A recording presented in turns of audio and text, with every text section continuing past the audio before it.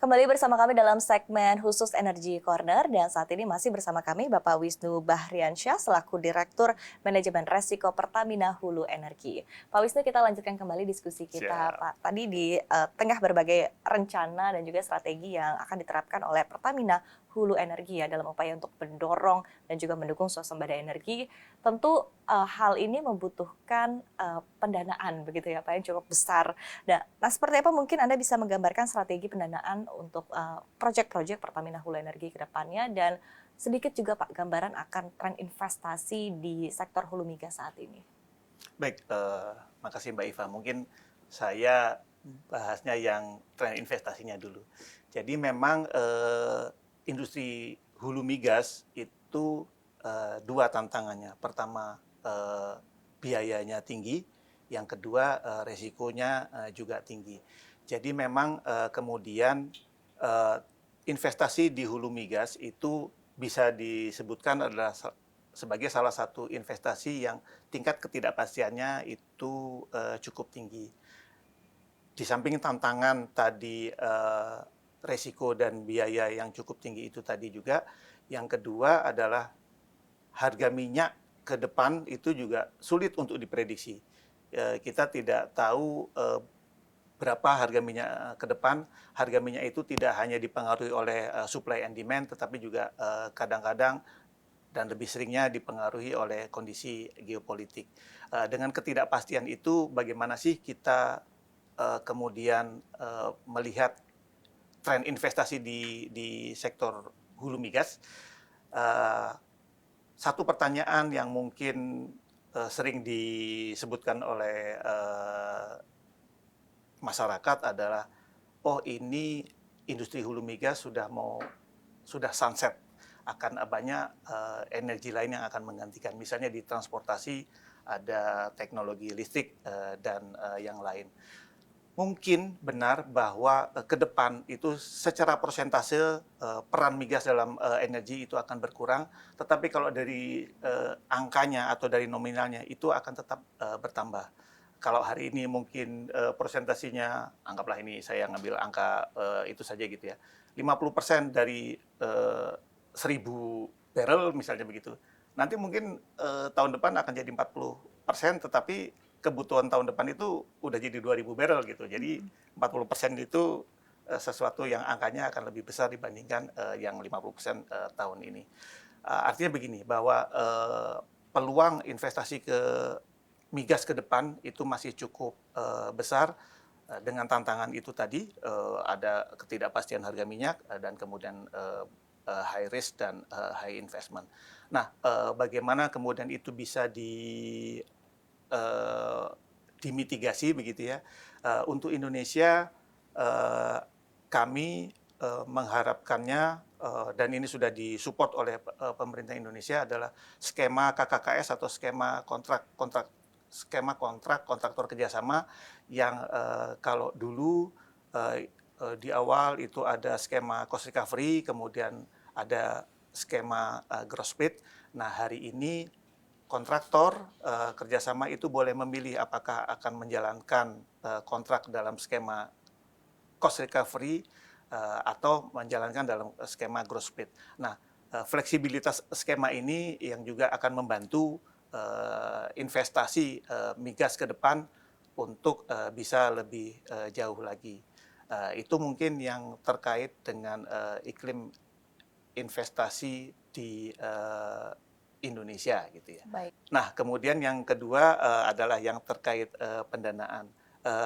Pendanaan Mbak Iva memang kalau untuk eksplorasi itu agak sulit bagi pengusaha minyak untuk mendapatkan pendanaan dari luar karena memang tahap eksplorasi itu adalah tahap yang masih berisiko. Jadi memang secara umumnya perusahaan-perusahaan minyak termasuk PHE untuk eksplorasi itu menggunakan dana internal.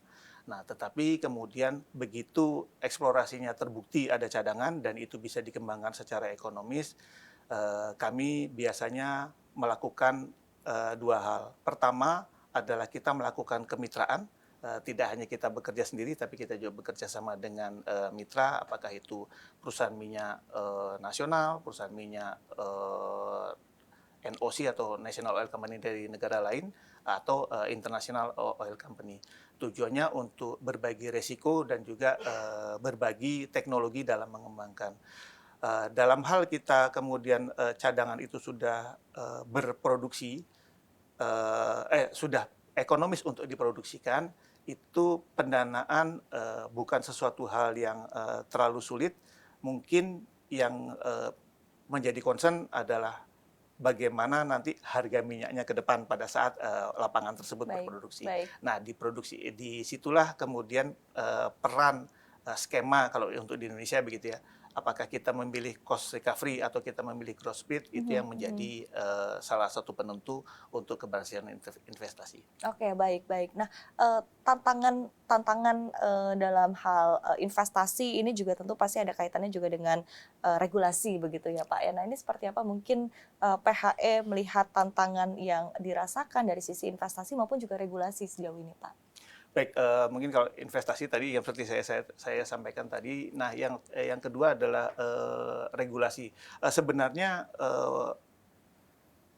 tantangannya lebih kepada kalau di kami, yang pertama dari keekonomian, tetapi kalau dari keekonomian itu tadi mungkin ini bisa dimitigasi dengan kami mempunyai opsi apakah itu mau skema cost recovery atau skema gross profit. Nah, yang lain tantangannya kalau di Indonesia itu adalah terkait dengan pengadaan lahan dan perizinan.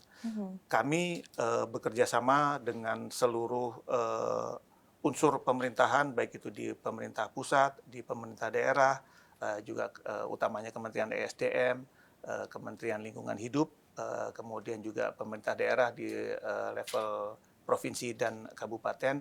Bagaimana kita mensinergikan seluruh perizinan lingkungan dan ketersediaan lahan yang bisa kita gunakan untuk industri hulu migas. Kadang ada beberapa lahan yang kemudian tumpang tindih begitu ya, antara kebutuhan kita migas dengan kebutuhan yang juga salah satu cita yang lain, misalnya kebutuhan untuk persawahan, perkebunan dan yang lainnya. Ini kami berkoordinasi dengan seluruh aparat pemerintahan terkait, baik di pusat, provinsi maupun kabupaten, bagaimana menyelesaikan tantangan-tantangan ini, karena ini adalah salah satu tantangan yang cukup harus kita cukup tinggi gitu, cukup menantang, sehingga ini harus diselesaikan. Tetapi kami juga sadar bahwa di sisi lain juga misalnya tadi lahan perkebunan atau lahan pertanian itu kan juga tidak bisa dengan begitu saja kemudian dialihkan atau dilepaskan begitu ya. Ini sesuatu yang memang kami membutuhkan kerjasama dan dukungan dari pemerintah, dan sampai saat ini juga dukungan dan support tersebut diberikan oleh pemerintah sehingga kami bisa melakukan aktivitas operasi produksi dengan lancar. Oke, baik. Tadi support secara terpusat juga begitu ya Pak ya. Seperti apa tentunya arahan ke depannya. Dan di sisi lain juga ketika kita melihat ada target juga dari pemerintah untuk mencapai net zero emission di tahun 2060 begitu Pak. Ini sehingga akhirnya banyak pihak sudah mulai harus mereduce ataupun juga mengurangi emisi dalam operasional kegiatannya begitu. Nah, salah satu yang tengah dikembangkan ini adalah carbon capture storage atau carbon capture utilization storage dan CCS dan juga CCUS begitu Pak. Dan saat ini juga tengah dikembangkan oleh Pertamina Hulu Energi, disiapkan ya di beberapa wilayah kerja. Update-nya sendiri seperti apa Pak? Baik, makasih Mbak Eva. Jadi memang ini ada dua nih, ada CCS, Carbon Capture Storage, dan ada juga CCUS atau Carbon Capture Utilization and Storage. Untuk yang CCUS, kami sebenarnya sudah melakukan ini cukup lama, sesuatu yang alhamdulillah kami sudah secara teknis sudah cukup mengerti untuk bagaimana melakukan itu. Hari ini kita terus melakukan itu utamanya di lapangan Sukowati. Nah, yang kedua mungkin, dan ini yang lebih besar, adalah CCS, Carbon Capture Storage. Bagaimana kita kemudian menyediakan reservoir untuk bisa menampung atau menyimpan karbon yang saat ini diemisikan. Hari ini kita sedang mengembangkan utamanya di Asri Basin. Pada saat ini rencana tahun ini dalam waktu dekat kita akan berusaha melakukan pemboran appraisal. Kita ingin ngebor satu sumur gitu ya, untuk memastikan bahwa secara teknis, secara geologis, reservoir yang ada di dalam itu bisa digunakan untuk menyimpan karbon dan tidak bocor kemana-mana setelah disimpan di situ. Paralel dengan itu, kita juga sudah mulai mencoba mencari pasar, utamanya di Asia, untuk nanti bagaimana karbon CO2-nya, karbon dioksidanya bisa dikirimkan dan disimpan di reservoir kami tersebut. Tentu saja kami di sini juga tidak ingin bekerja sendirian, dengan tujuan itu tadi, berbagi resiko dan berbagi teknologi. Kami akan bekerja sama dengan mitra strategis untuk mengembangkan CCS di Indonesia. Mohon doanya, mudah-mudahan ini sesuatu yang masa depannya sebenarnya cerah dan ini sangat mendukung energi hijau di Indonesia maupun di dunia.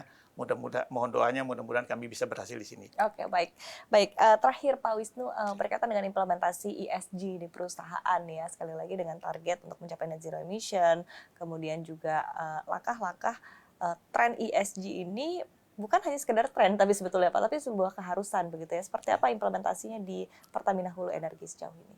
Baik, makasih Mbak Iva. Jadi kalau ESG itu sebenarnya adalah inisiatif atau upaya PHE yang sebenarnya sudah dilakukan dari dulu sebenarnya, sudah dari beberapa tahun terakhir. Malah sebenarnya alhamdulillah di tahun 2025 kemarin kami berhasil mempertahankan rating BBB yang dikeluarkan oleh MSCI untuk ESG. Rating BBB ini atau BBB ini kalau untuk perusahaan minyak itu adalah salah satu rating yang tertinggi. Karena memang nature-nya perusahaan minyak itu kalau untuk ESG dibutuhkan upaya yang lebih tinggi dibandingkan dengan perusahaan-perusahaan yang bergerak di industri yang lain. Apa yang kita lakukan untuk ESG sudah banyak sebenarnya yang kita lakukan. Kita mengurangi emisi sedapat mungkin, kita mengurangi atau mengubah kebutuhan bahan bakar dari BBM ke gas, itu sangat mengurangi emisi. Kemudian juga itu tadi yang saya sampaikan sebelum ini adalah kita juga meningkatkan upaya CCUS dan CCS kita, dan juga ada beberapa inisiatif-inisiatif yang lain menurunkan emisi karbon dan penggunaan energi low carbon atau yang rendah karbon, bekerja sama dengan anak perusahaan Pertamina yang lain yang tergabung di dalam subholding New and Renewable Energy-nya Pertamina. Mudah-mudahan ini juga sesuatu yang kita bisa pertahankan ke depan karena memang kita juga ingin menjadi leader di ESG dengan mengembangkan energi hijau. Oke, baik. Diskusi yang sangat menarik. Terima kasih sekali Pak Wisnu atas diskusinya dan juga insight yang telah diberikan untuk CNBC Indonesia. Dan pemirsa, demikian perbincangan kami bersama dengan Bapak Wisnu Bahriansyah selaku Direktur Manajemen Resiko Pertamina Hulu Energi. Saya Syarifah Rahma, CNBC Indonesia Beyond Business.